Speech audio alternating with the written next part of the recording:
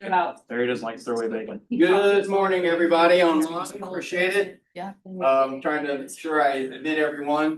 We got 9 o'clock. I think we're gonna open up the meeting, get started, call the meeting to order.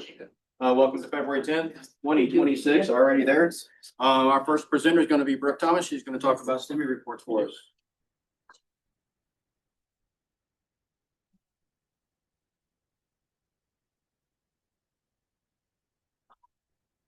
One other thing to let you know, that at the end of the presentation, there is a QR code and then a link for you to go in and fill out your information, so they'll know that you were in auto review and then you'll get credit for it, so.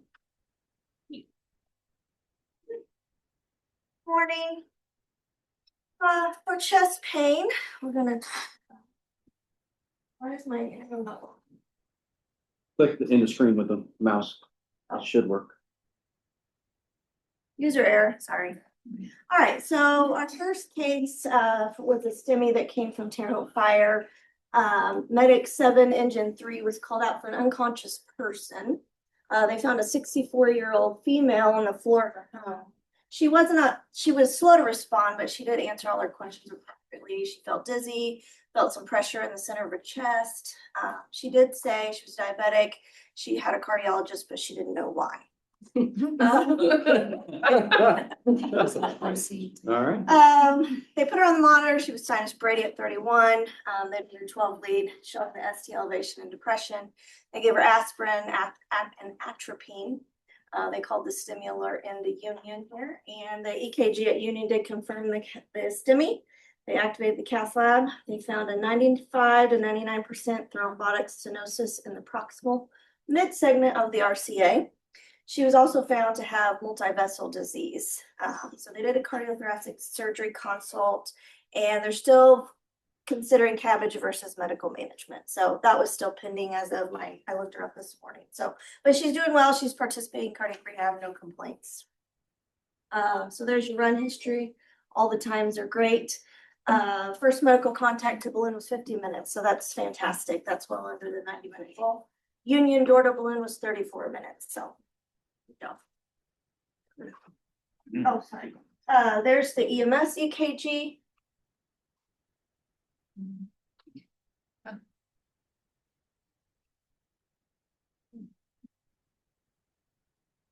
There's your Union EKG. There's your cath image. You can see that RCA. So arrival, first medical contact, you got to her in 2 minutes. They got the EKG within 5. They did give the aspirin. They did STEMI alert ahead. Reperfusion was within 50 minutes. So all the goal times were met. Early EKG, called it in ahead. Really great job on that one. Next case, this is another one from Terre Haute Fire. Medic 8 was dispatched for a 32-year-old female, 32-year-old male with chest pain. They found him laying on his couch. He had taken nitro with no relief. He was endorsing pain was 8 out of 10 with radiation to his left shoulder. Incidentally, he was a STEMI 1 week ago, 1 week prior to this, and got 2 stents. So they gave aspirin nitro to the EKG, showing an inferior STEMI with the elevation of V1 and 2. They did call ahead in the IHER for a STEMI. They took him to cath lab, and he had a 100% thrombotic RCA lesion. They successfully mechanical thrombectomy that. And he did report that he was compliant with his aspirin Brilinta, but that's to be determined. I guess it can happen, but you have to wonder. He was discharged 2 days later, no issues, and he is also participating in cardiac rehab.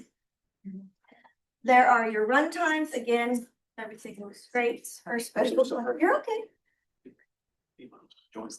I mean, no problem. Union door to balloon is 43. First medical contact to reperfusion is 60. So again, nice job on all that. There is the initial EKG. I guess that's Union. I couldn't find one from the run. I'm sorry. There's your times. First medical contact in 2 minutes. EKG, aspirin, PT, STEMI alert called ahead. For whatever reason, the cath lab had some issues with the pre-intervention images, so this is just the post, but you can see where they had to do a mechanical thrombectomy. So really nice job. Again, he may or may not have been compliant with those meds. You have to wonder. It can happen, but I'm pretty sure he will be now. 32 years old. At 32 years old, I would A think week later, have another Demi. he's on borrowed time maybe, so take that for with Never him. get the Parker. Yeah. So anyway, thank you guys. Thanks, Brooke. Any questions for Brooke? All right, up next is Beth Harrison. She's gonna be doing our stroke reports.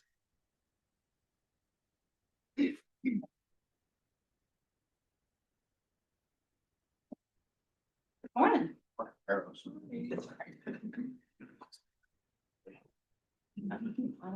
This is our Union Hospital case. Kind of a sad case, a 46-year-old female. She was independent, lived alone with her husband. Her family was unsure if she was taking any blood pressure medications or any kind of blood thinners, really didn't know her medical history. Oops, hit the wrong one. EMS was dispatched to a local residence for an unconscious person. Upon arrival, the patient was found lying supine in her bed. Her husband stated they had been laying in bed watching TV and he looked over and she was unresponsive. Patient had right-sided facial droop, right-sided hemiplegia, and left gaze deviation. She was alert to verbal stimuli and was unable to speak. She really had global aphasia. And would answer with squeezing with the unaffected hand, 1 for yes, 2 for no. Her last known will was established with the husband around 8 o'clock. She was rolled over to a mega mover and was carried out to a cot. Cardiac monitor showed sinus brady, like in the 40s and 50s. Her GCS was 9, blood glucose was good at 120, blood pressure was good, and her mouth was 108. Pulse was 52, respir 16, and shallow, and O2 sat 99 on room air. They did start a 20 gauge to left AC. Cincinnati pre-hospital stroke scale was documented as inconclusive. I imagine she just could not cooperate with it. You know, she was not able to cooperate with EMS. The VAN score is not completed, but it would have been positive to the facial droop, the hemiplegia, and the gaze deviation in the aphasia. Like I said, our GCS at that time was 9. A stroke alert was called to the Union ER via IHERN en route. EMS was notified at 2012, dispatched at 2012, en route at 15, on scene at 31, and outpatient at 33. They departed the scene at 42, arrived in the ER at 55, and the patient care was transferred at 5111 because they went directly to CT. Like I said, her last well was established at 8 o'clock.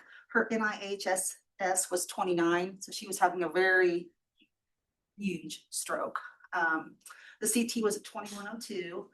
CT was negative for a bleed, but was positive for a hyperdense left middle cerebral artery. So she has a large vessel occlusion in there. Teleneuro was consulted, T&K advised, and it was admitted at 2118 with a 21-minute door to needle time, which is amazing. Then they did a CT at 2147. And they did find an occlusion of left mid-cerebral artery with the origin in the left anterior cerebral artery and a large perfusion defect throughout the distribution of the left middle cerebral territory. So basically her left hemisphere. With the greatest degree of perfusion defect present in the frontal, anterior, parietal, and temporal areas. And she also had the origin of 80% stenosis to her left internal carotid artery. She was transferred very quickly to St. Vincent by for a mechanical thrombectomy. She underwent the mechanical thrombectomy. Then she developed a large bleed, the mid-cerebral shift, and a herniation, and a large amount of cerebral edema.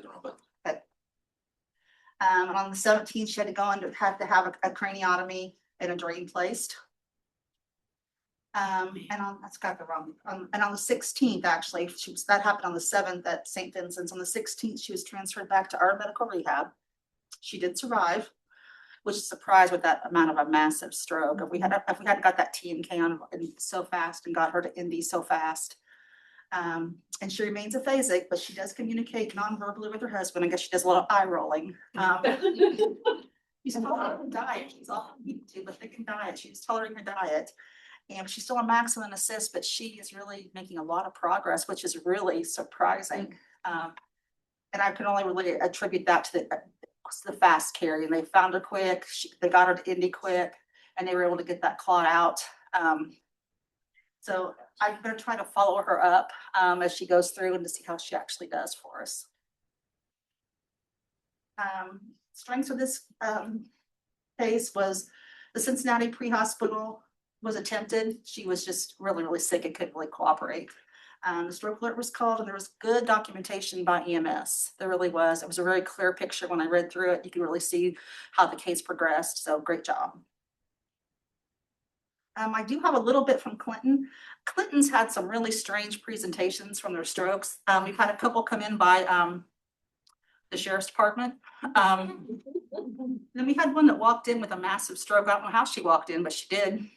And then she ended up going to Indianapolis for a thrombectomy, but no EMS pre-arrival, no pre-arrival because of they presented by different meetings. But I did want to share their data for the year. Clinton, for a critical access hospital, has some amazing stroke data. They have only had a couple fallouts for this year in the door needle of 30 minutes. And I mean, that's if a hospital doesn't do it that often. So it's such a high risk, low volume. They stay great on it. And neuroimaging, that's always a struggle because we're right off site. So with that, usually our teleneurologists do the read, but they don't always document that they've done the read for us. So we have to go on the time that's documented in the computer. And the new one this year, the NIH for ischemic stroke, I'm sure that was just didn't get documented. I'm sure it was done. Clinton's done some amazing work. And the thing of it is, I wanted to share this with you because so much of this depends on EMS. It really does. But that first case I talked about showed, I really think her survival was because she was reached quickly. She got appropriate treatment very fast, and she got to where she needed to be. I mean, even they sent the helicopter so fast. I mean, it was just perfect in and out times. And this really shows too, getting that last known well, you guys often collect what medications are on and give us that clear handoff when you come in, take them right to CT. So that partnership really does great things for our stroke times. So thank you for that. I will say that next month, well, hopefully next month, I will have a case from regional, and they're doing some reorganization down there, and their stroke coordinators moving on to another state. So I will be taking that program too. We'll try to present a regional case as soon as I learn how to use Meditech. So working on that. But if you have any questions with our stroke programs, I know you used to get a follow-up on your cases. I'm just not able to do that with my volume because I do the stroke program. I'm also a manager of a nursing unit, but I will try to give you some feedback on this great program, great cases we had. That's my goal for this year. So you might start seeing some things sent back from me. So if you have any questions about the case, Thank you very much. You're welcome. Oh, huge fat. Yeah, that's a change that. That's habit, isn't it? Yeah, it did, definitely. Next up is gonna be Tina. She's got our trauma case. That's good to know.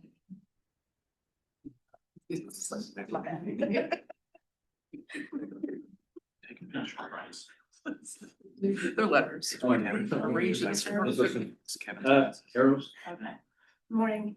I just have the one case, but this is the case of the wreck a couple weekends ago, kind of off ago. So this is, there we go. 36-year-old female. It was a MBA head-on collision. 911 call came in at 6:05, dispatch 6:06, en route 6:06. They were on the scene 6:21, departed at 6:52 and got Union at 7:15 or 7:10, sorry. Times called dispatch was 1 minute, dispatch to en route 0, en route to arrivals 15 minutes. On the scene to departure, 31 minutes, departure to arrival was 18 minutes, so the total call was 65 minutes. I want to point out right now that EMS documentation was fabulous. I mean, it was so detailed. And there was so much in there, it took a little bit to sort everything out because her documentation was just, there was so much, it was so thorough.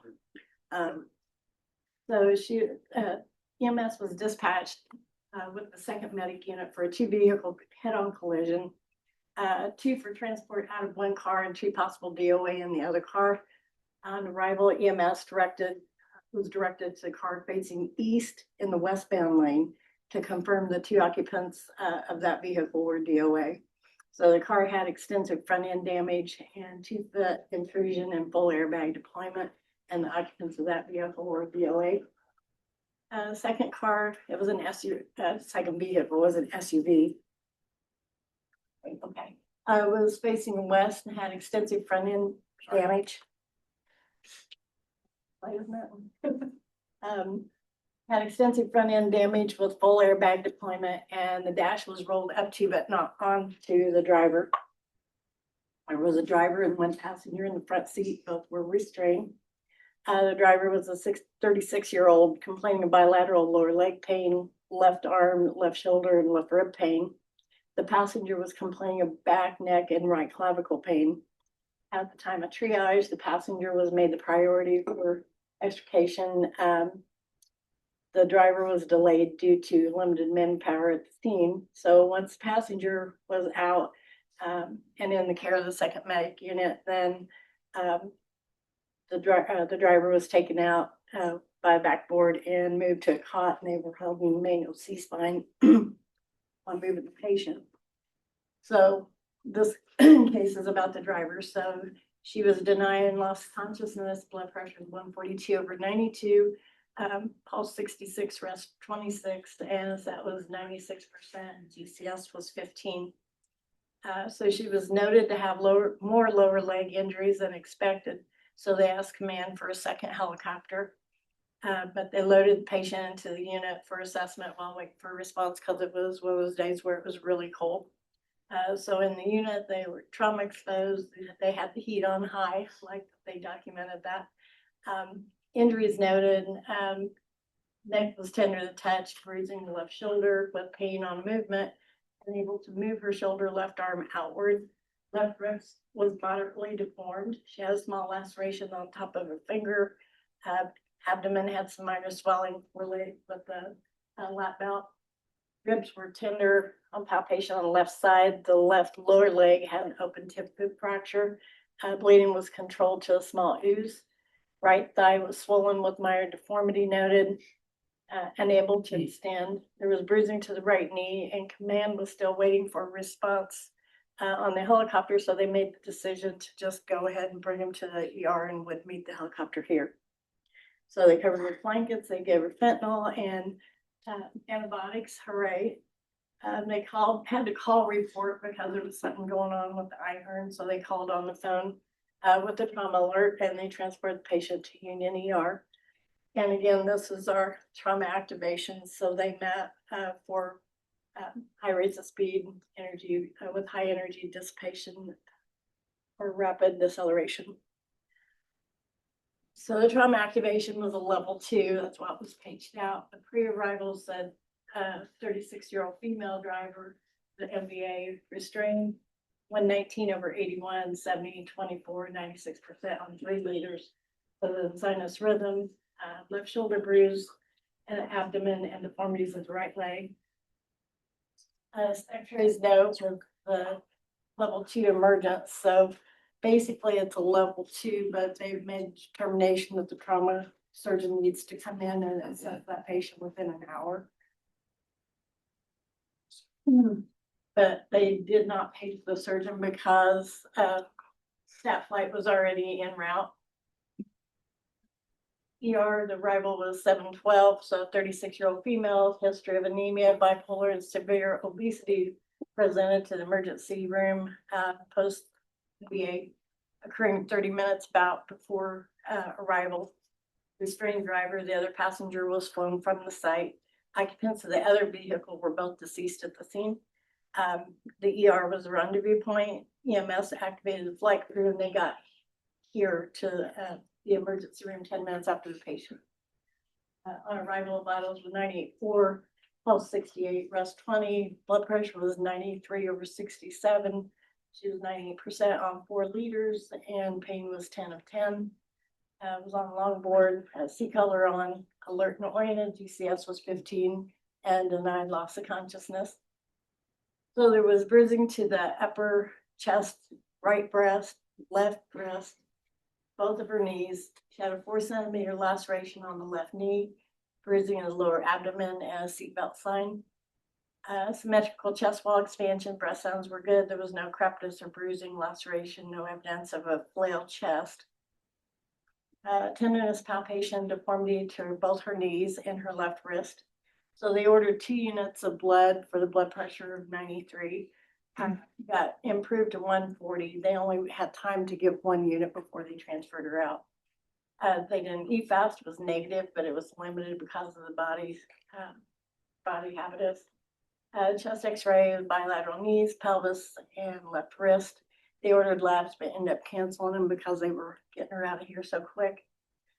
Pan scans weren't completed because the flight crew arrived when they were doing the EFAST, and they decided it was better to just get her transferred up there. So chest x-ray showed mid-shaft clavicle fracture and left 10th rib fracture. The physician did make note in his documentation there might have been a pulmonary contusion. Bilateral knees, there was a comminuted fracture of right proximal tibia, posterior angulation displacement of the distal fragment, comminuted fracture of the right proximal fibula, non-displaced fracture of the right inferior polar patella, avulsion fracture of the left medial femoral condyle, subcutaneous emphysema of the right soft tissue defect in the left interpatellar region. Pelvis showed a visualized right femur fracture, and the left wrist had a comminuted fracture of the distal ulnar epiphysis with mild displacement and impaction and some soft tissue swelling. So the final diagnosis was MVA restrained driver, bilateral bruising, abdominal wall, left ulnar fracture, and fracture of the proximal end of the right tibia. Posterior long leg splint was applied before transport, and they checked pulses, they were good. Trauma surgeon wasn't called, flight crew arrived just after the patient. And the transfer center at the IU was notified at 7:20. They accepted the diagnosis. The patient was transferred at 8:21. So the total flight time was 60 seconds. Or the total ER time, sorry. That's the chest x-ray. I could say you can probably, I'm not real good at x-rays, but it looked like there was probably a contusion. And I'm like I said, I'm not good at x-rays, but they said they could see the beam fracture there. You see it? Do you see it? No, none of that. Yeah, that's the only one there was, but I mean, I looked and I didn't see it. I kind of wondered if it wasn't in there, but. And they said they see it too. I don't Right, think- yeah, I'd go down there. It's hard to say. I thought it was a fat roll, but it might be a. Chances are high. This is the hand, so she had a pretty decent fracture of her wrist. Bonnie. Thicker gal. The knees, so looked like it just shoved up there. Should have done. And I did get an update from Methodist. I don't think this was all inclusive because I had some questions that hopefully we'll get a better update later. So she was, let's see, what did I call? Thursday maybe. She was still inpatient. She was going to go for further surgery. She had chest wall contusion, renal hematoma that was apparently actively bleeding, abdominal wall hematoma without active bleeding, left clavicle fracture with subacute hematoma, ulnar fracture, right styloid fracture. I couldn't tell for sure if that was new or not. Right femur fracture, right tib fib. Traumatic injury to the left knee, and 6th rib fracture. So that was all the injuries, and they said that she'd already been for a fem line placement. She went to OR with ortho, and then on the 3rd she went back to surgery, but they didn't ever say what they did with that kidney. So I don't know if she went to IR or if they just kind of observed it. Yeah, so. But it just, I mean, the whole thing just kind of got me thinking about what you guys deal with when you go out on these runs. You know, you've got 2 dead people in one car and 2 seriously injured on the other, and how you make the decisions, like who got taken out of the car first. So I did talk to the medic that was on the run, and it was really neat to hear her perspective of what went on, you know, but. Incident command, I think, weren't you? No, we were on the fire. It was John Hendricks from Sealyville. Okay. So, yeah, so I mean, it was just kind of interesting to hear her talk. But We should have called that a 1. We messed up. That was a level 1 before it ever got here. And that's just a battle we have with our doctors and I don't know why. That's the first thing I said to Miranda. I said, how's that? That's a not 1. Yeah. That's a 1. That was a 1 before they ever rolled in the door. They had fatalities, they had hypotension, the mechanism of injury. That thing was a 1. And I don't care where a fly through is. Exactly, they're Call a 1. freaking surgeon. They're What are we one. doing? The fact that they delayed things because they were waiting on the flight crew, granted, it only took us 67 minutes, which is rare for us because we drag our feet around here and I'll be the first one to admit it. That's good times. Yeah, that's really good times. It's because EMS did their job. Yep. And made phone calls and got it cooking and they just couldn't. Medic can do the job of sitting around. Well, good job, because that's why we got them out of here. in 60 things right. yeah, no, that's, I mean, I'm full because, I mean, they made that decision to get her here, and we didn't jack around like we tend to at times. So I guess I look at Zach, because Dr. Jackson's not here. Please teach these baby doctors that when people die in a car, that doesn't mean the other person's okay just because they look okay. Yeah, and especially when you tag your people, the impact and the injury to that, Yeah. those people's body and. Those white people are in bad shape until proven otherwise. Yeah. I just want to interject that, like, I appreciate that the flight crew is on the way, but I think that it's important that we don't, you guys don't deviate from process. Right. Because like, at any point, and I can speak, in my experience, I'm sure Sarah as well, but like, we can turn around at any point for maintenance. And for any issue, I mean, there's no guarantee, and so, if that would have been the case and they would have turned, that would have further delayed to interventional care, and that patient might not be here today. If, I mean, we try to be as reliable as we can, but the reality is, it's a dynamic environment, and I think that please don't deviate your processes, And they did. They called off the surgeon and they should have been. counting on the. They never called the surgeon. They never That- called. well, They Yeah. never called the That's what I'm surgeon, saying, and yeah. that's the sandbox fight right now. It's like, well, I don't need them. Yeah. You don't know that you don't need them. They don't even know if they're needed I mean, because you even won't in- call them. And even by your own documentation, EFAS was negative, so we didn't do any scanning, which is But it's fine. also, But then also- this is only as good as the person doing it. Right, Yep. and then the EFAS So- even says, impaired, so. And there obviously was, like, I don't remember, that list was so long, extensive, but there obviously was. So this is a success story because of EMS. Right. I don't know if you watch anything from the Riley Facebook page, but the little girl 2 years ago that was in the wreck around Christmas time that should have died, just celebrated her 17th birthday because EMS did their job. It's not what we did here because we have a lot of opportunities for improvement inside the walls. It's because EMS did what they were supposed to do, got them where they needed to go, and then we were able to get them on to higher levels of care. When a labor fucks up, just remember this. We're gonna get to 2 educational presentations today. First one is gonna be Pedigo. She's going to be talking about delivering babies in oxytocin. That's Your favorite. Do you remember when I was gonna deliver and you were gonna hold my hand? Any above the dream. He and I worked together. I'm like, if I go like her at work, Kyle, you can just be my support person. Fine, whatever. So I was asked to talk about postpartum hemorrhage and Pitocin, because I know that that's getting ready to change in your protocols. But I know that everyone in this room is super comfortable delivering babies, so I just figured we would just review a couple of things. I'm Kate Pedigo. I'm a nurse and a paramedic. I identify as a paramedic, but I gladly accept nurse pay. I've been in EMS for 21 years. I started as Sarah Phipps' partner as an EMT. I've been at Lifeline for 7 years. My EMS background, I did 911 and interfacility transfers. And then nursing, I did mostly ED, but I had a little stint where I needed to renew my faith in humanity. So I went to labor and delivery. Turns out humanity sucks everywhere, so. And now I'm at Lifeline doing the best job ever. So we're just gonna do a quick childbirth overview. Oh, also I am an hourly employee, so I'm making Kyle pay me.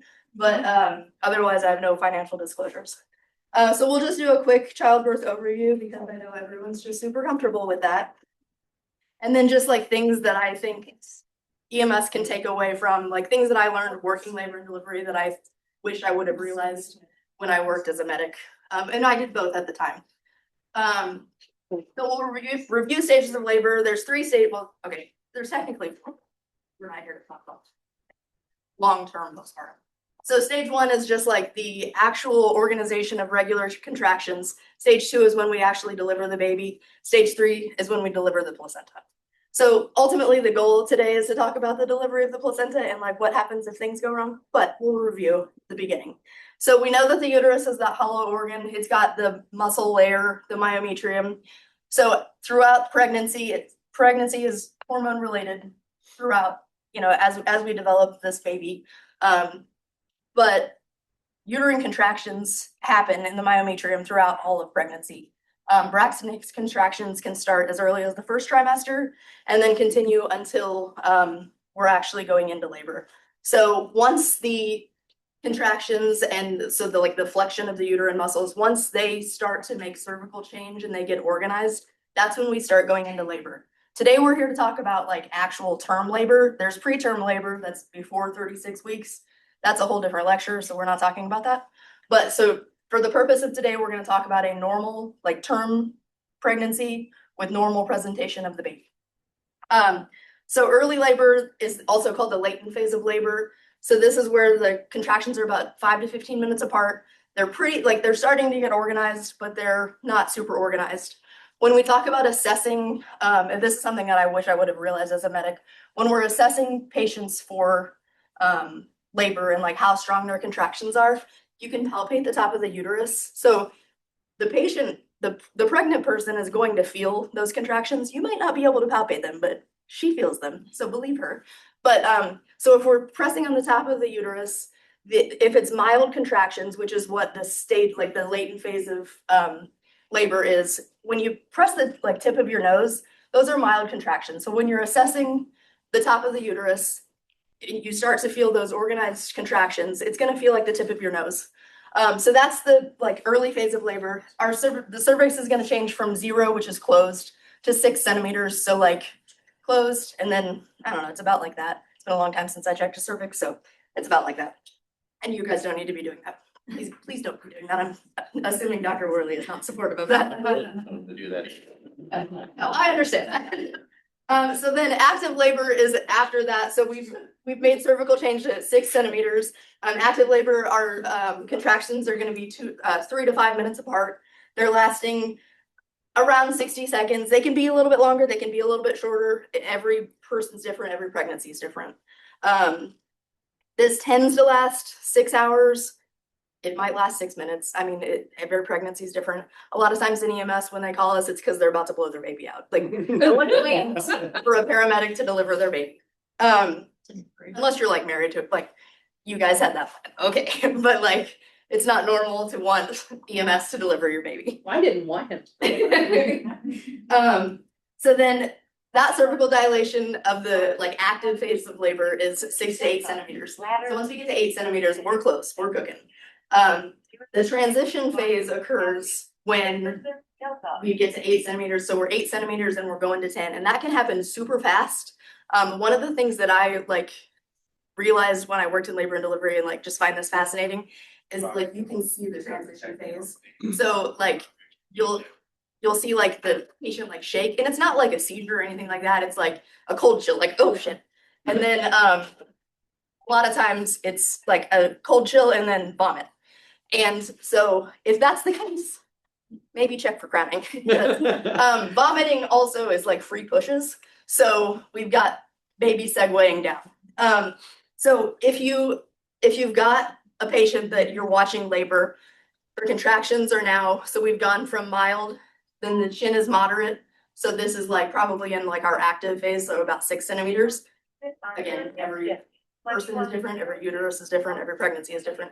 But then when we get to strong, where she's about to like, she wants an epidural and she wants to already be done with this, that's the top of your forehead. So like that's what a strong contraction will feel like at the top of the uterus.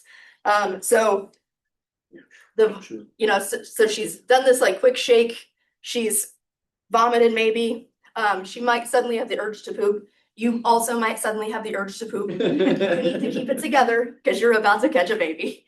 So then we're gonna move so once we've gotten to 10 centimeters, that just means there's no more cervix there. So like, there's nothing to keep the baby from coming out. So that's when we're gonna reach the pushing phase. That pushing phase could last hours, hopefully not, especially for EMS, or it could last seconds to minutes. It just depends. Again, every pregnancy is different, every patient's different. So now we're ready to catch our baby. So when delivery is imminent, you're gonna see crowning. So you're like turtle head popping out. We're not gonna cover other presentations. So like it could be a foot, could be a butt, could be a hand. We don't want to talk about that. We're talking about normal, normal delivery. So childbirth is very liquidy. There's lots of fluids, lots of different things. Wear your PPE, like wear it all, put it all on, put extra on, put a trash bag on. So as the baby's head presents, so when we're talking about normal delivery, every normal delivery is going to go through the seven cardinal movements of labor.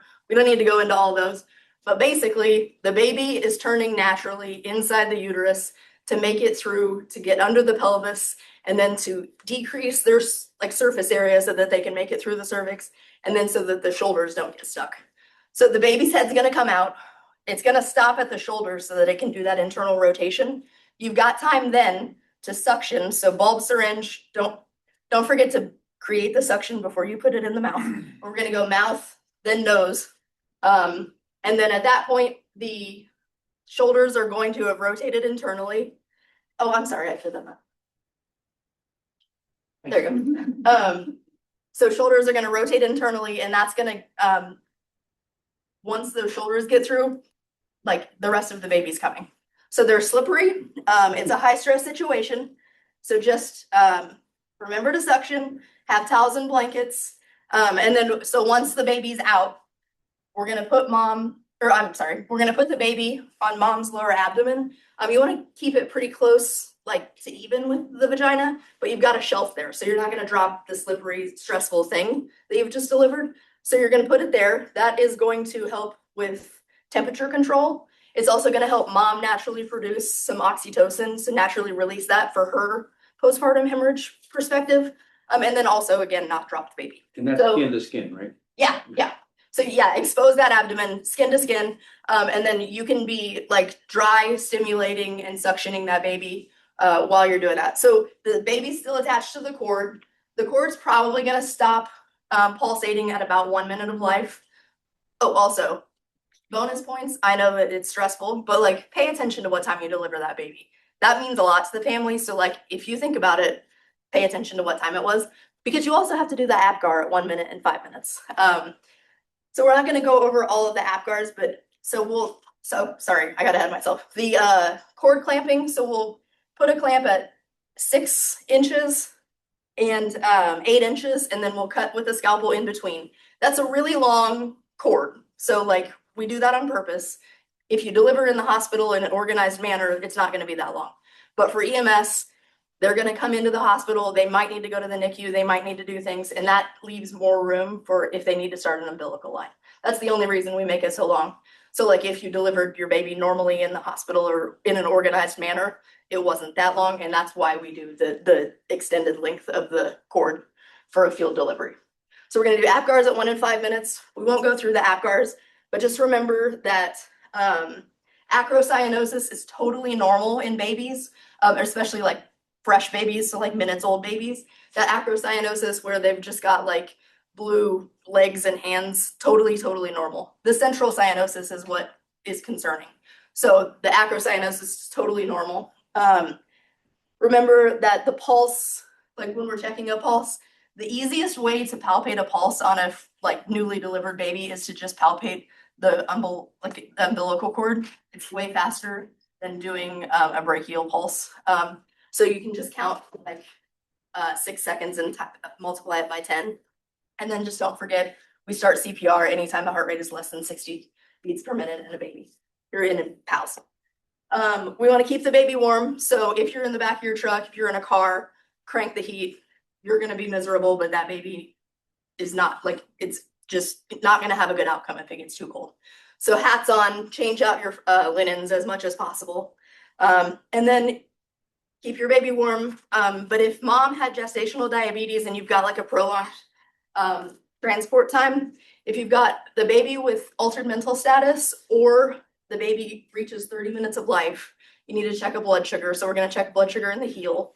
And then most of the time, especially like in a field delivery, things like that, we're gonna be probably, hopefully, close to the hospital by that time. But just to pass that on, but just want to make sure that when we do have a gestational diabetic mom, we keep that in mind.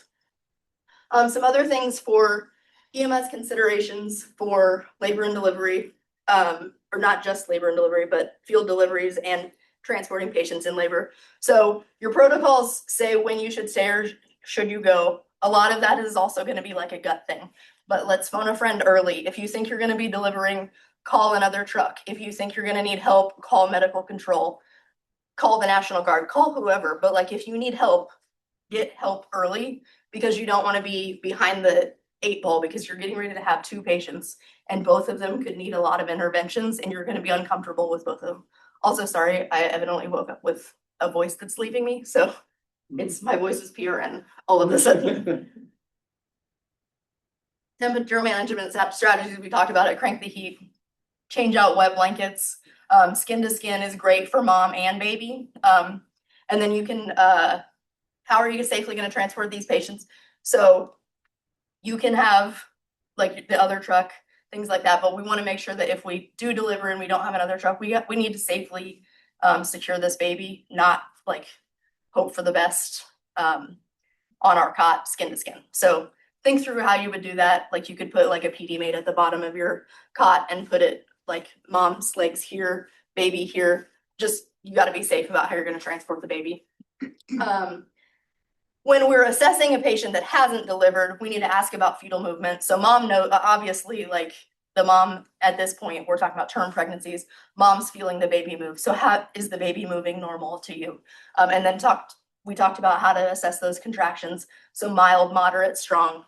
So ask about fetal movement, ask about like, has your water broken? Just because someone's water is broken doesn't mean they're gonna deliver in 5 seconds. Like on TV, that means that they're delivering in 5 seconds, but it might be like 5 days. So it just depends on the situation. Like I said, every pregnancy is different.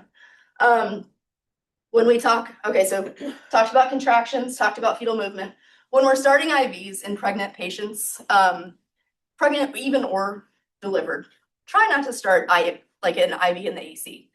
I know it's super easy and it's like the thing that we always go to, but like she's getting ready to hold a baby and have to breastfeed and have to take care of herself and do all of these things. So like the IV going off every 5 seconds while they're inpatient is annoying. So if you can get an IV somewhere that isn't the AC, do that, please. Wear PPE, like I said, wear extra PPE, wear someone else's PPE, wear a lot of PPE. And then the only other thing that I wanted to review for pregnancy is, unfortunately, we see that domestic violence does increase in pregnancy. So always have that on your radar while you're assessing these patients, especially if it's like your spidey senses go up and you're like, this isn't making sense to me. So just keep that in the back of your mind. Bring it all with you. So if you deliver and like she's passed a bunch of clots and you've got the placenta, take it all. Put it in a red bag, do whatever. If you've got like sheets and stuff, take that so that they can weigh the sheets when we talk about estimated blood loss. So postpartum management. This is back to stage 3. So we've delivered the baby and then the placenta is going to deliver. It usually delivers like 5 to 20 minutes after the baby. We don't want to pull on the placenta. It's going to detach from the uterus naturally with hormone, like naturally released hormones, hopefully. But we don't want to pull on anything. So it's going to deliver. If the placenta hasn't delivered, but you're ready to transport, go ahead and transport. Don't delay just for the placenta to deliver. You can do that on the move. When we put the baby on the abdomen and then move the baby to the chest, that's going to naturally create the mom's natural release of oxytocin, so that's gonna help her in the long run with postpartum hemorrhage problems down the road. She can also try to breastfeed immediately after. That helps with pitocin or oxytocin release. It's not required, but it is good for like oxytocin release and just mother-baby bonding. Like I said, don't delay if the placenta hasn't delivered yet. We want to assess mom's vitals every 5 minutes. The uterus is going to continue to contract, so that myometrium, those muscle cells are going to continue to contract, but it's not going to be as intense as what she had right before she delivered. So you're not even going to be able to palpate them, but it's more like a cramp. Okay, to be fair, I've never had a baby, but like the literature says it's more like cramping. And then if you're assessing and you see that she's got vaginal perineal lacerations, we're just gonna apply pressure. Don't pack anything, just apply pressure. And then the delayed cord clamping, I don't know how I ended up with this on my notes, but delayed cord clamping from the previous slide, it does help with stem cell transfer to the baby, helps with brain development, and then also temperature management in a term baby. So now that we've done all of that, we need to talk about signs and symptoms of postpartum hemorrhage. They can begin as early as the moment the baby is born, but it can be delayed up to 12 weeks. That's called secondary postpartum hemorrhage, and that's mostly related, secondary postpartum hemorrhage is mostly related to like a retained placenta, or she has some kind of like coagulopathy disease like hemophilia or something like that. So in EMS, we're most likely going to encounter primary postpartum hemorrhage. It used to be defined as greater than 500 mils of blood loss after a vaginal delivery or greater than a liter of blood loss after cesarean. ACOG has changed it now to where it's anything over 100 mils in 24 hours. So in EMS, we don't know what's going to be like in 24 hours. We only know what we know right now. So if we see a lot of blood, it might not end up being extreme postpartum hemorrhage. It might just be a little bit at the beginning, but we don't know that for sure. So just go ahead and try to stay ahead of it. One of the best ways to manage postpartum hemorrhage is to just be prepared for it. The risk factors for postpartum hemorrhage: advanced maternal age, the first baby, and then grand multiparity. So she's had 5 or more term deliveries. Those are the babies that just walk out smoking a cigarette. And then a lot of risk factors are related to like what caused the postpartum hemorrhage. So with the low blood pressure, that's going to be a delayed finding. Tachycardia, okay, cool, except for every pregnant person at the end of their term pregnancy is already tachycardic. And then tachypnea, okay, cool, but that woman has been breathing a lot to get the tidal volume that she needed to oxygenate herself and her baby. So she was already breathing fast. So like that's not very helpful. And then vaginal bleeding, we got to consider ways to estimate the blood volume. Turns out we all suck at doing that, but do the best that you can. And then shock symptoms, that's my shock face. She's not going to get super dizzy. I didn't realize that I put dizziness on there. She's just going to be normal dizzy. But then pale, cool skin and delayed capillary refill. So normal shock symptoms. All right. So then the common causes of postpartum hemorrhage are going to be the 4 T's. So we've got the myometrium, the muscle layer of the uterus that is hormone regulated to contract, which causes the bleeding cascade to go on and do its thing to stop postpartum hemorrhage. But sometimes that doesn't happen. Sometimes it doesn't work out the way biology intended for it to do. So then we get to postpartum hemorrhage. Why does this happen? It's either related to tone, trauma, tissue, or thrombin. Tone is uterine atony. It's the most common cause, so it's going to get its own slide. We'll talk about that in a minute. Trauma, postpartum hemorrhage because of trauma can be related to C-section. Obviously, we're not doing that in the EMS.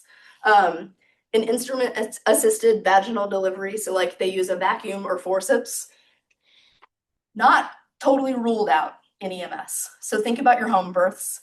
Think about your like Amish communities. I'm not saying they use a lot of like vacuums and things like that, but it can't be, it's not off the table. So think about things like that. Have a high index of suspicion if it's a failed home birth or you're in an Amish community, things like that. Precipitous delivery, that's where the baby just, the person just blows out the baby and the labor lasted less than 3 hours. And then the baby, it's what is it? Occiput posterior, so the baby was facing up, like sunny side up, so like smiling right here during the whole pregnancy. If they don't turn and do those cardinal movements, it's gonna stretch more trying to get through the pelvis. So you're more likely to have trauma in that delivery.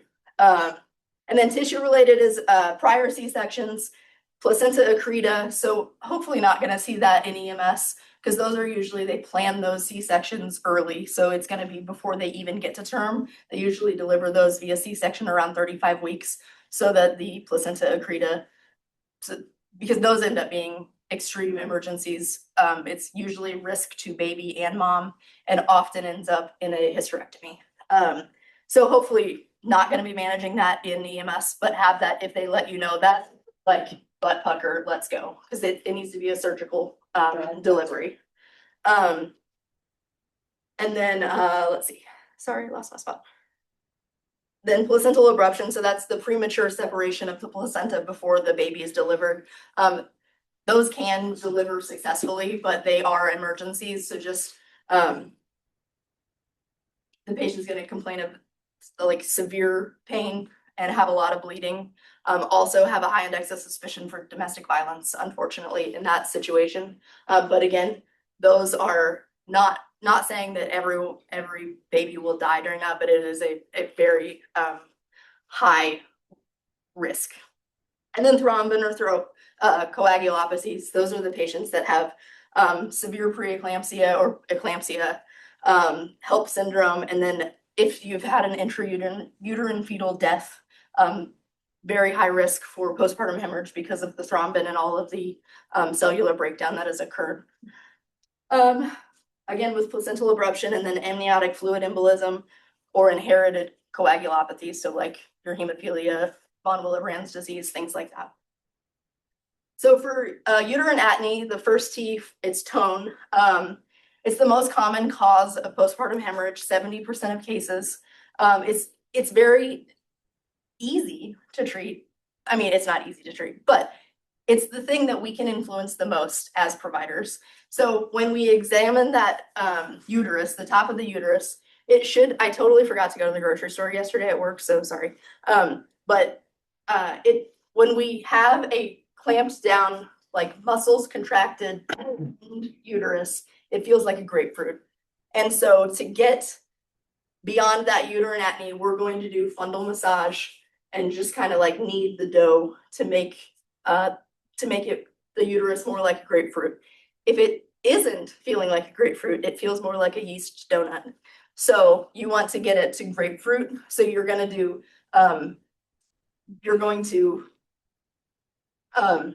do fundal massage to get it to where the muscles flex so that it'll help clamp down, stop bleeding, and then that tone will take over.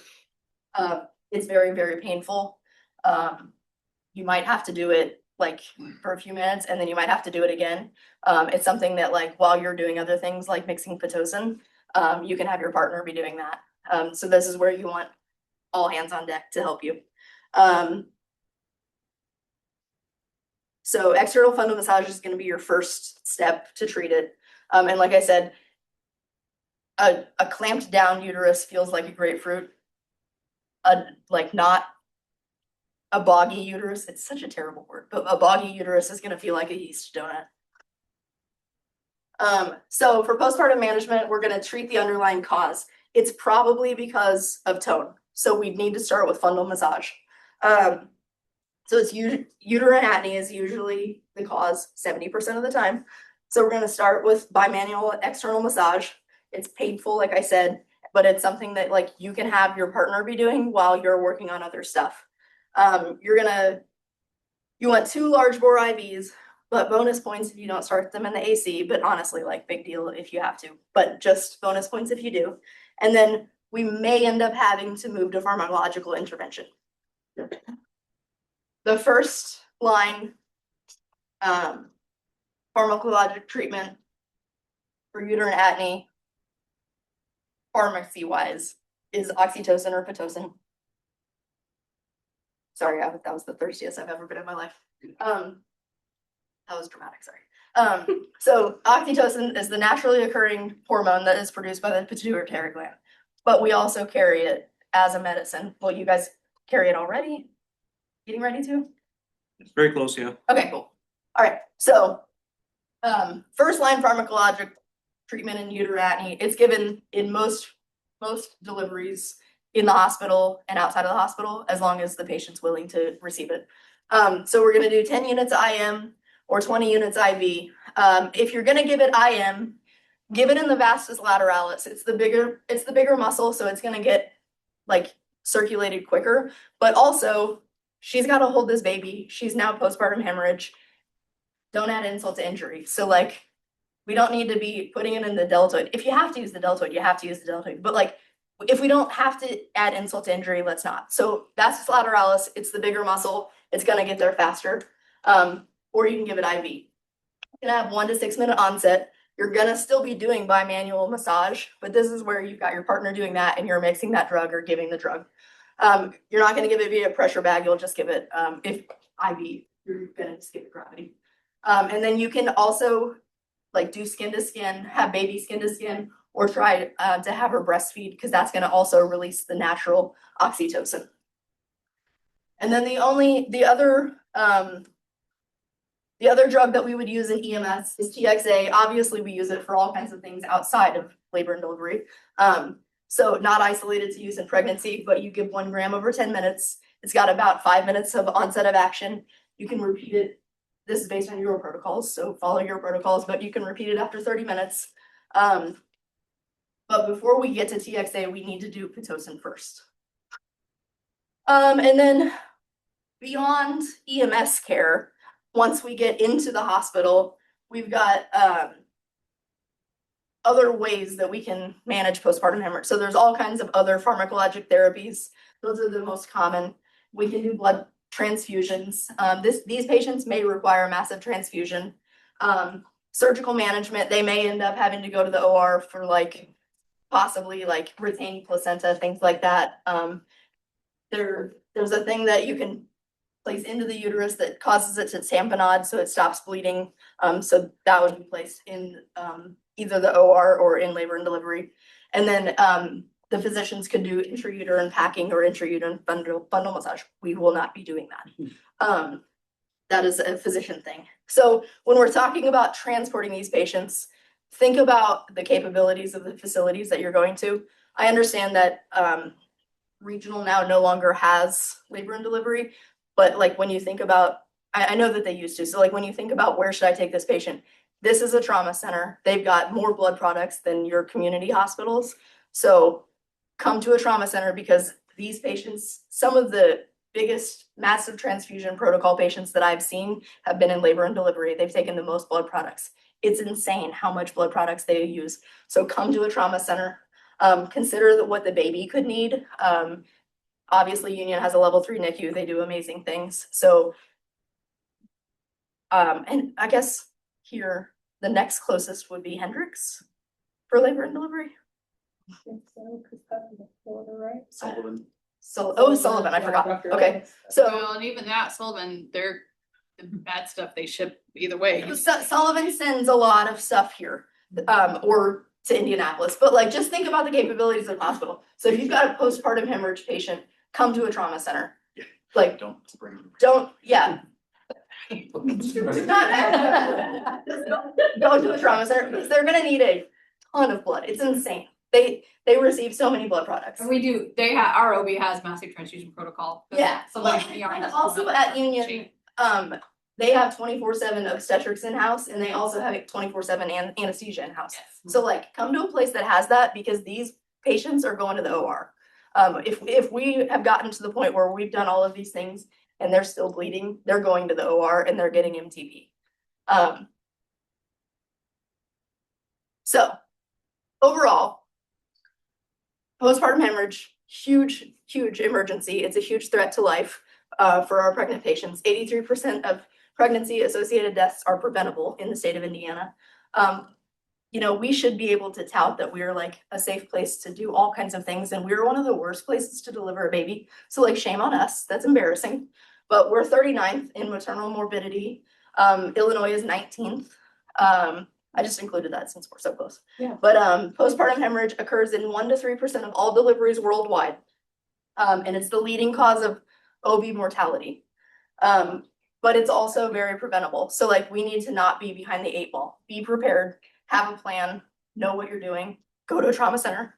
Don't start IVs and they see, no, just kidding. That's like, if you learn nothing, like, pay attention to where you can get blood products. And then 20% of maternal deaths in developed countries. So the US has one of the highest rates of maternal mortality, and like, that's just crazy. So this is why it matters. I have a question that you may not be able to answer. Is it where the baby died or where the mom lives? This is where the mom dies.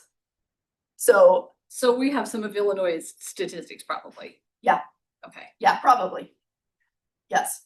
Because So we are- this is morbidity and mortality for mother. It doesn't include the baby. Okay, but it's where mom died. Yes. Okay.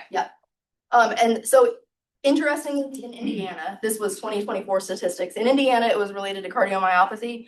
Having a really close friend that is an OP, she thinks that that's delayed from COVID because there were so many like CV deaths related to COVID and pregnancy. So she thinks it's delayed statistics from that because the new data that hasn't come out yet is postpartum hemorrhage related.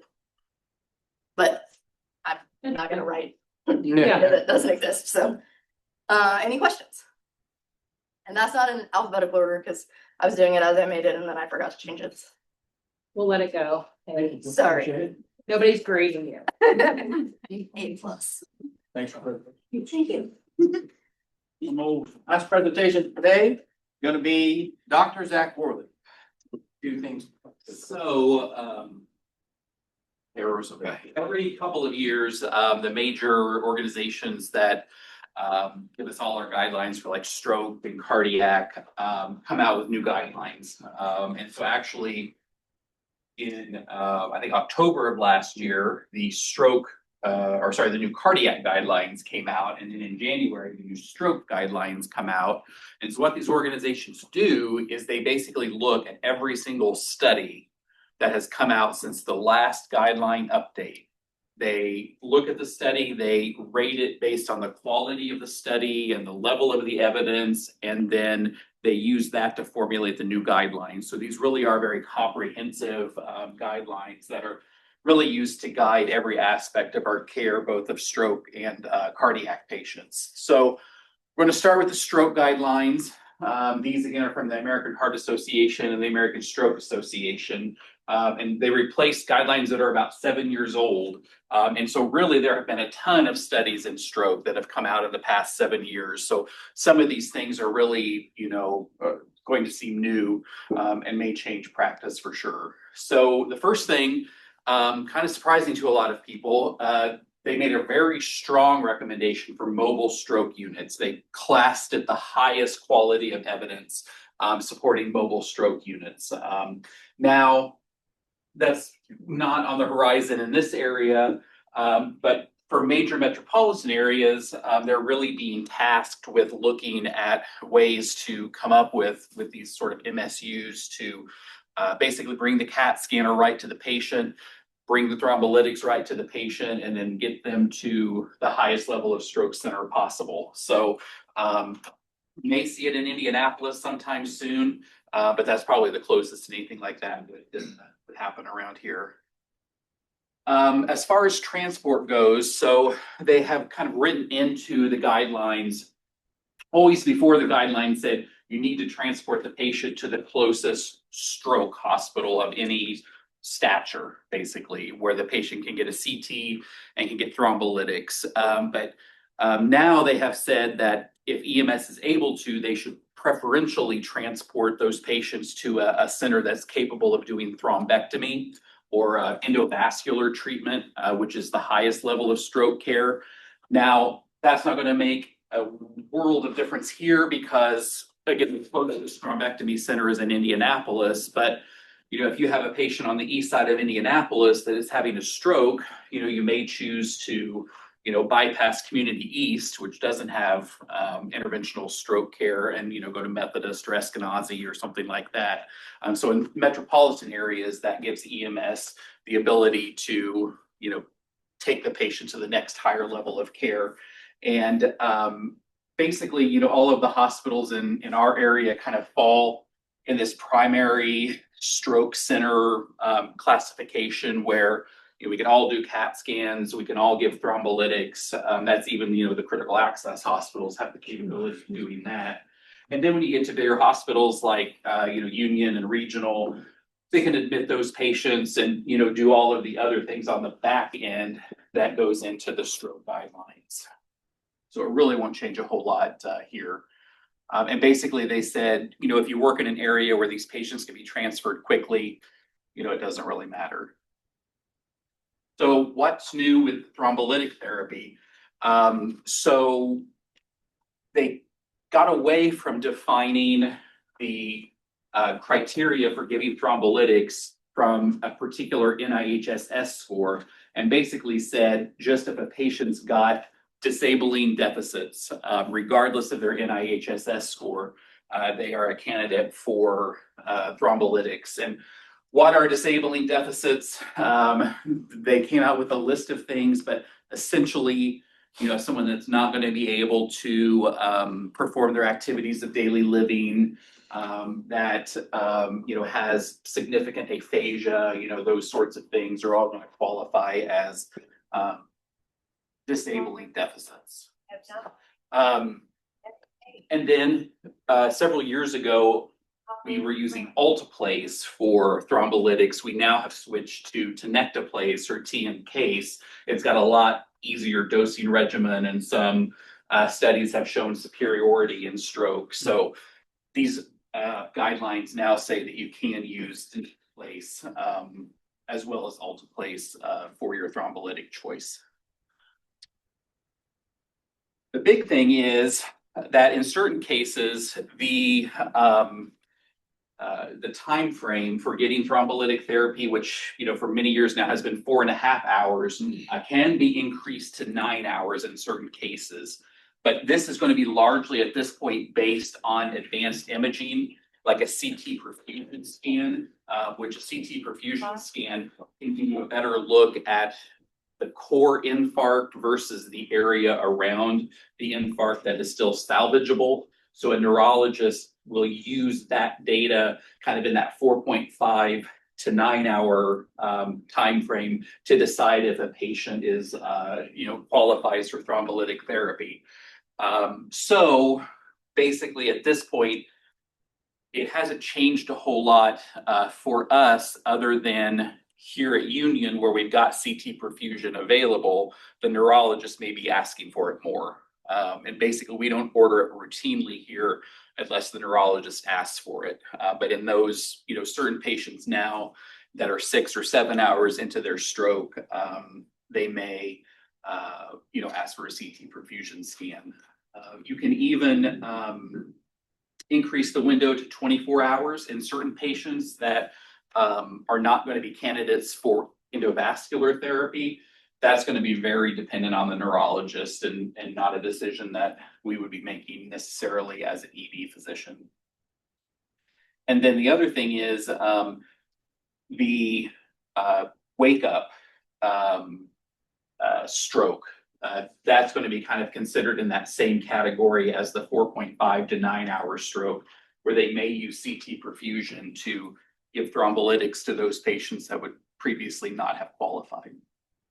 And then the other important thing is they state that thrombolytics are no longer indicated for non-disabling stroke. So you'll get people that come in with just a pure sensory stroke. And those were always tough before because their NIHSS might be high based on that. But is the risk really worth the benefit? And the guidelines now say if you've got someone that has just a sensory only stroke, thrombolytics are not necessarily indicated. And this is also kind of another important thing.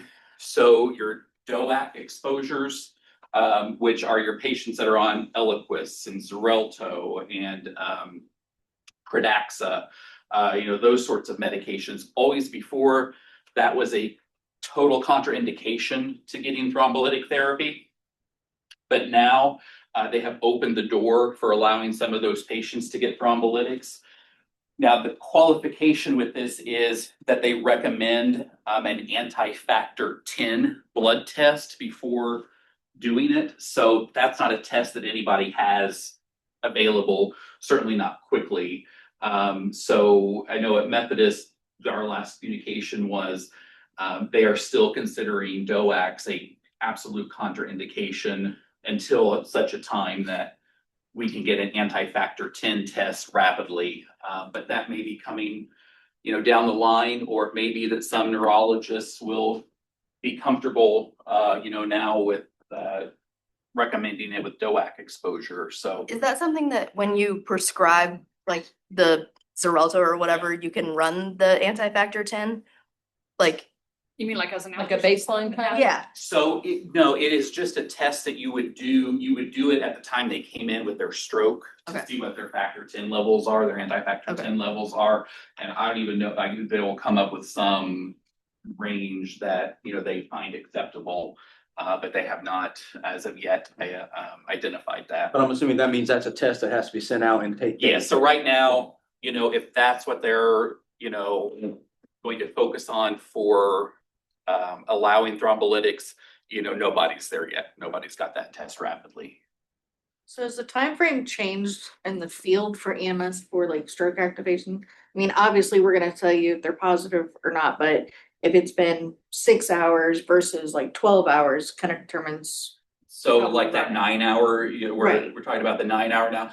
So as of now, nothing has really changed, only because it's all going to be based not solely on time, but on that CT perfusion study that would need to be done.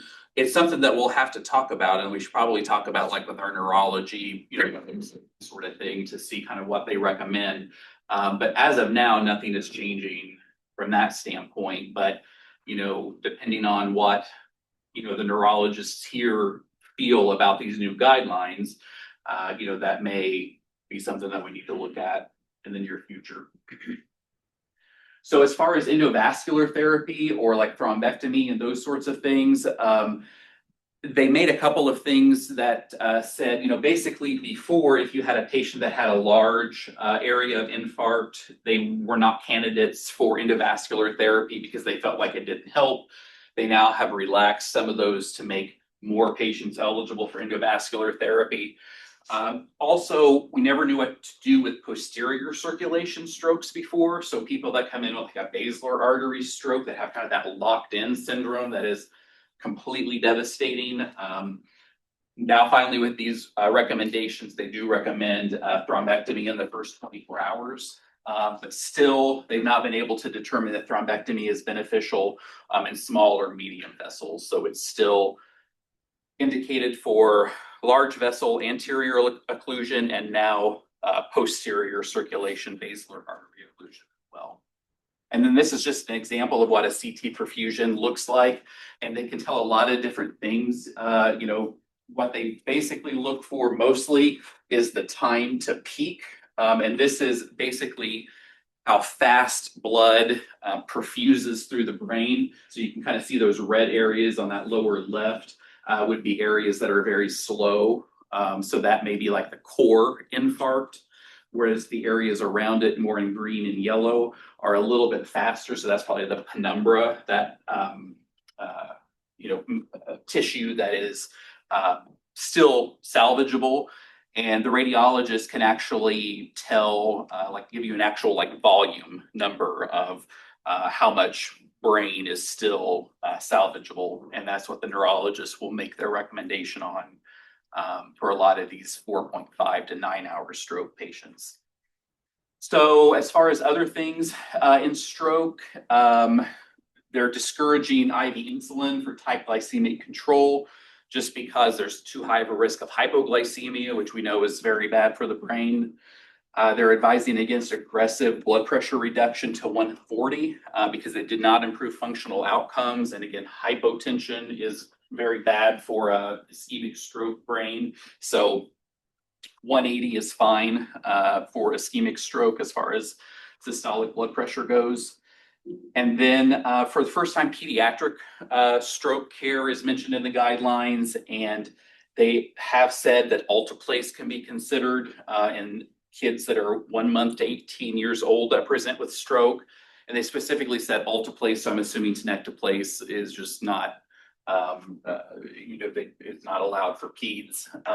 They recommend EVT for greater than 6 years old. And they say if you can do an MRI or MRA, it's better than a CT just for the radiation exposure. But they also mentioned they've not come up with any adequate pediatric hospital stroke scale. You cannot extrapolate the adult stroke scale into the peds world. And so these are the EMS pre-hospital recommendations that are made in the new stroke guidelines. And, you know, they're interesting. There's not a lot that is totally different on here, saying, you know, you could use apps, you know, to improve your stroke screening skills and that sort of thing, but really nothing that is too earth-shattering here. It does mention basically security alert, behavioral response 2126. Security alert, behavioral response 2146. She did. And then she switched it. the only thing that showed harm on the guidelines is they do not recommend transdermal nitroglycerin for stroke, and I don't know that we were ever really using it. We will not.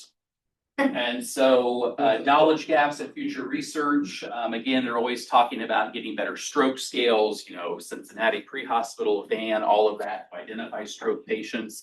Again, this big, you know, mobile stroke unit push will be interesting to see what happens. And then pediatrics is another area that they're really looking at. So that was the main stroke stuff. Now, talking about CPR and emergency cardiac care. These are the guidelines from the American Heart Association that came out in late 2025. So basically, they have some interesting statistics, I thought. So survival to hospital discharge was for out-of-hospital cardiac arrest that was treated by EMS was 10.5%. That's not a horrible number. I mean, compared to some in the past where those numbers were sub 10% for sure. Definitely better for witnessed arrest than unwitnessed, not surprising. Higher survival rates in public versus like a rural or residential area. Again, not surprising because you got people around and probably AEDs. And then, but I thought only 12.6% of patients who arrested in public had bystander AED use. So there's a real interesting number for the public health folks, you know, that could make a lot of difference if they could increase that number.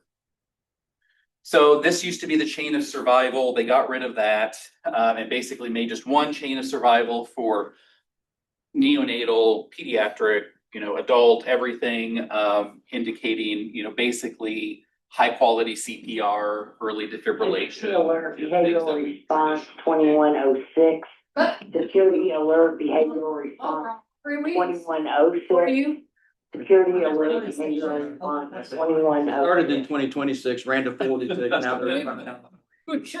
They're probably all running bounds up there. All right. And as far as systems here, they specifically recommend naloxone availability, as it has been shown certainly to be life-saving. Again, encouraging lots of community initiatives to teach people CPR, to teach people AED use, and to make AEDs available in public. And then again, they reiterate what we are already practicing here, which is most resuscitations should take place on the scene. as opposed to transporting them to the hospital immediately. And there's no such thing as a cardiac arrest center of excellence. You know, basically it's transport to the closest hospital. You know, they looked at certain hospitals in bigger cities that kind of would advertise themselves as being like resuscitation experts and that sort of thing. And it really didn't pan out. No change in the data. Now that may change as ECMO becomes more available. You know, a couple of the hospitals in Indianapolis are now, you know, doing ECMO on cardiac arrest patients that present to the ED. So if you find yourself in that sort of environment, you know, there may be a difference, but otherwise, any hospital, the closest hospital is fine.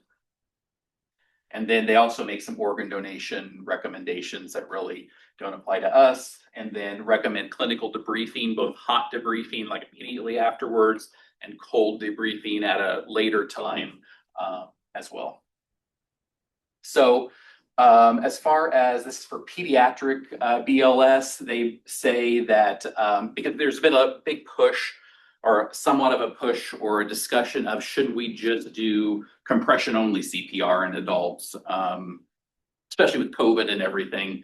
But in peds, they specifically say conventional CPR is better than compression only CPR, but it's better to do something rather than nothing. They also have eliminated the two-finger technique, the two-finger pushing technique in favor of going to the two hands wrapping around the chest technique or the heel of one hand technique. Again, this is obviously peds. They say that back blows are better than abdominal thrusts for foreign body airway obstruction. So they recommend starting with back blows and then doing abdominal thrusts. And they reiterate that early administration of epinephrine in pediatrics is associated with favorable outcomes. So remember your drugs early in kids. As far as adult BLS, sort of the same. They say back blows are better than abdominal thrusts as an initial step for conscious choking adults. We'd always been taught, you know, jaw lift for trauma patients to help keep their necks immobilized. But they have found that the head tilt chin lift is okay in trauma patients. Pocket mask is better than a face shield for doing rescue breaths. You know, that crappy little just piece of plastic face shield. They looked at the studies and nobody that had the face shield used received an adequate level of ventilation. So pocket masks are much better for rescue breaths if you keep one of those on your person. And you can consider prone CPR if unable to get patients supine. That is something that was born out of COVID as well. And they found that if for whatever reason you just can't get a patient rolled over, that doing prone compressions really doesn't change anything. As far as adult ALS, for unstable AFib or AFlutter, we used to start with kind of a lower joule rate, you know, 60, 70, maybe 100. Now they say go big or go home. Start with 200 joules. That's the best chance of converting someone to sinus rhythm. Double sequential defibrillation, which has been kind of a hot topic for several years now. Anecdotally has seemed to work well for a lot of people, but when you look at the actual data, it's just not there.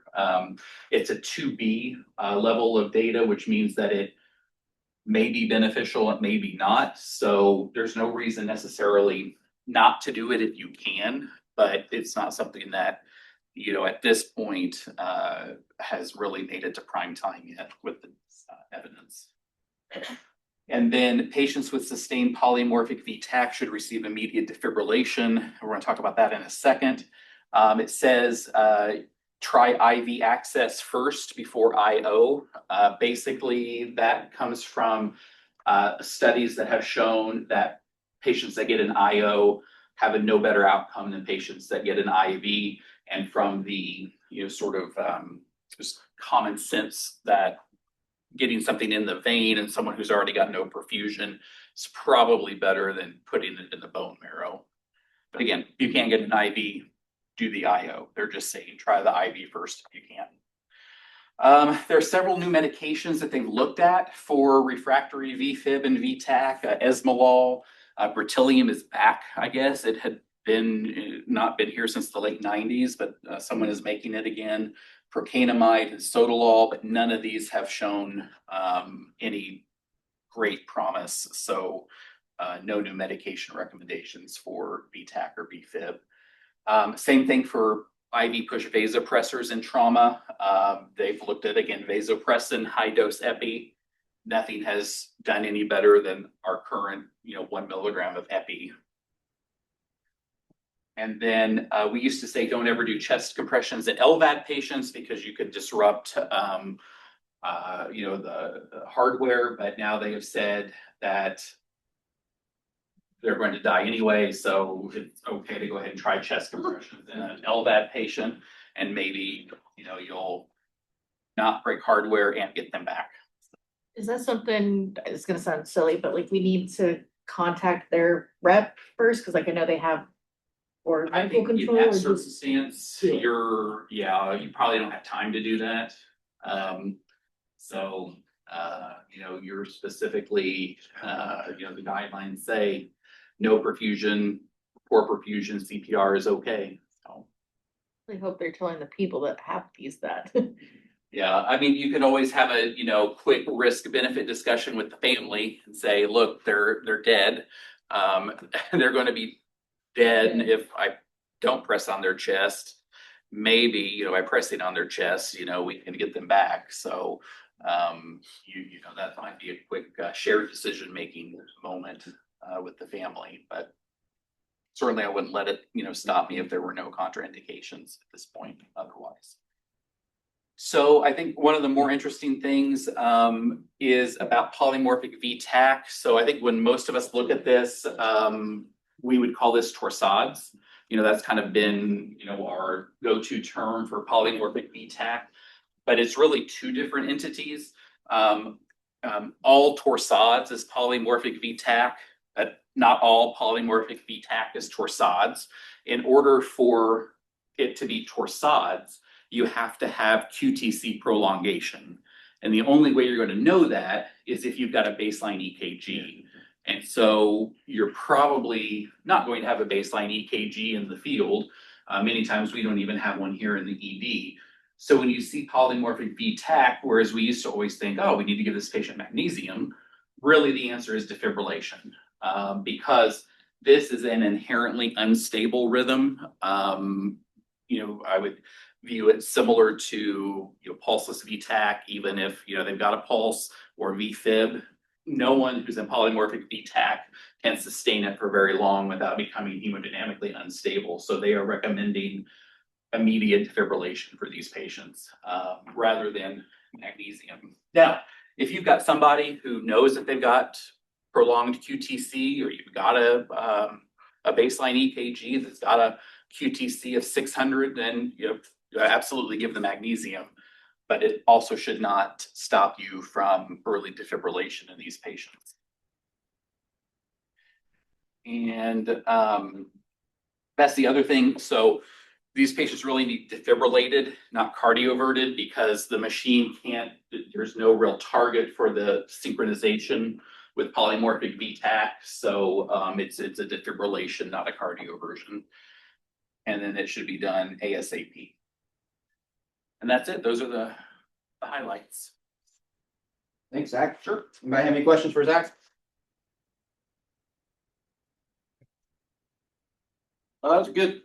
Good on review for you guys. Here is the QR code. I'll leave it up there for a while. Make sure you sign up for the QR code and get your name on there. Answer the questions I can keep track of. They'll give credit for audit review. Next one will be March 10th.